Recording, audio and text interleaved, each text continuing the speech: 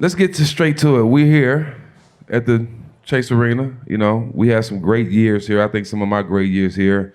Being a GM when we were in Golden State. Talk about the process of getting me here and also the process of getting Matt here, you know, doing BD, when BD brought him in. Yeah, well, what you said, Jack, it was a process. Yeah. So when I first got here, you got to understand, I had played here 13 years. Yep. Went to Indiana, came back. So it wasn't like I didn't know what was going on with this organization. Okay. It had become a place, let's put it this way, it was not a destination. Right. So you had to somehow get that back. When me, Mitch, and Tim played, people wanted to come here because of the style of play and things like that. We had to get that back. At that time, we had young players. So what I did, I committed to developing the young players, trying to keep a foundation. That was what? Jay Rich, Gilbert, Mike and Troy. Mike Dunleavy, Troy Murphy. So that group, they were young. And we had this organization had a history of losing young players, just moving, like Gilbert had left, right? So he went on. So try to get a foundation and develop and then see what what's out in the trade market or free agency. So that was the plan. That plan was flipped on its head. Monte too. Monte was there. Monte, yeah. We had a nice little core, but they weren't ready to win yet. Right. Baron Davis was in New Orleans. Right. Disgruntled. He was on the trade block, whatever it might be. We traded for Baron, and I remember it's funny because I called Donnie Walsh, one of my guys, which he'll come back later in the story. But I called Donnie. We'd always talk trades. I said, you know, what do you think about Baron? Not that I didn't watch him. I knew who Baron was, but not as much because of the West Coast. Donnie's like, he's the best guard in the league when he plays. He plays. He goes, Mully, when he's on the court, he's the best guard in the league. I said, whoa. So we did a deal for Baron. And we had 30 games left. We got him at the trade deadline. We went 18-12. With BD. With BD and pretty much alone. Right. And those young guys. That off season, we made a coaching change.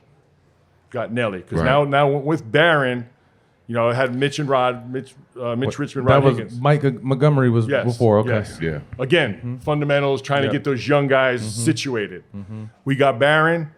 Right away, we're sitting up there watching him. I go, that's Tim Hardaway, dude. We need to get this back. So Nelly had left Dallas. He was in Hawaii doing his thing. Because he was beefing with Mark Cuban at the time. Yep.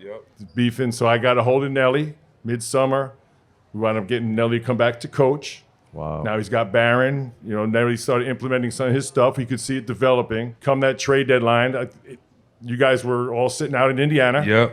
Yep, suspended. In You trouble. want to explain that or? Yeah, go ahead. No. I want you to, because I want to know your version. Okay. This is why I asked, because I know you know a lot of conversation stuff that was happening behind the scenes that we don't know. So obviously the Malice in the Palace had happened. Exactly. All you guys were sitting out, suspended. Yeah. Plus the shootout. No. The Malice in the Palace happened the year before. Right before the trade happened, the shootout happened. Okay, right. But you had been suspended. Yeah, and now I was on you're probation. Back playing, right. Fresh out of jail, yes. So let's get that right. Let's say a tumultuous time in Indiana. Exactly. To say the least. I can't spell that word, but I know what it means. Sounds like something bad. I've known Donnie Walsh since I was a kid. We would talk basketball, talk trades all the time. Even if we didn't do deals, we'd like to talk basketball. A New York guy from the Bronx. He called me when he knew he was going to move you guys, right? Matter of fact, first I talked to Ron Artest about coming here before we went to Sacramento. And you know Ron. See, so this is the type of stuff I want to hear. Okay, yeah, so I've known him since he was a kid. Right. So I was trying to get him to the Warriors. I was talking to him and his agent. They did the deal in Sacramento. He's in the limo and calls me, trying to squash that trade to come to Golden State. Oh, wow. Didn't happen. He goes to Sac. Yeah. Donnie calls me and says, listen, I'm going to move these guys, Jack, Al. And not that he handed it to me, but he goes, I really want this thing to work. I forced his hand. I'm sure you did. But in a way, Donnie still looked out. Wanted to make it work. He did, Jack. He called me. No, I'm saying I forced his hand in a bad way. Okay, yeah. You know, Donnie didn't want to. Donnie loves 2 years, you. 2 incidents. Like, come on, Jack. Hold on. If you look at Donnie's history, he loves ballers And real ones. and he'll take care of people. Yes. He's not going to judge mistakes. Nope. He's going to try and fix mistakes. He's going to come up with solutions. Yeah. That's the way Donnie lives his life. I know that. So he called me and said, look, I'm going to move these guys. I think they'll be a good fit, but I also think they'll be good with you. Yeah. Because, like I said earlier, I had my struggles. Yeah. Like most people forget, I went to rehab in my third year, way before my career took off. Right.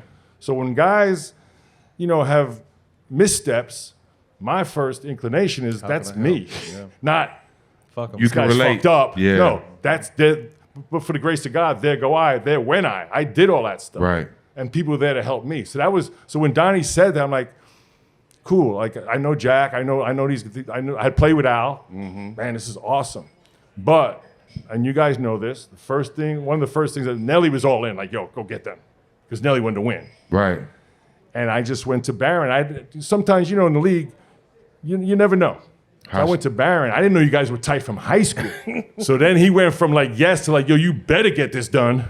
That's my boy. Let's go. Yeah. So when that deal went down, much like Barron's arrival, much like Jimmy Butler, that thing turned the organization around.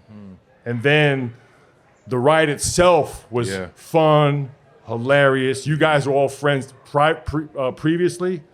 So the team chemistry just happened overnight, and Matt, Majority of us. and you guys got to experience what me, Mitch, and Tim did. Yeah. Some of the most fun basketball, the shoot-arounds, the practices. But that's what, I don't mean to cut you off, but that's kind of what y'all built. Y'all experienced it on your own time in real time. So it was kind of easy for you to build that blueprint again. Well, even like with the Warriors, like so Steve Kerr, they just acquired Jimmy Butler.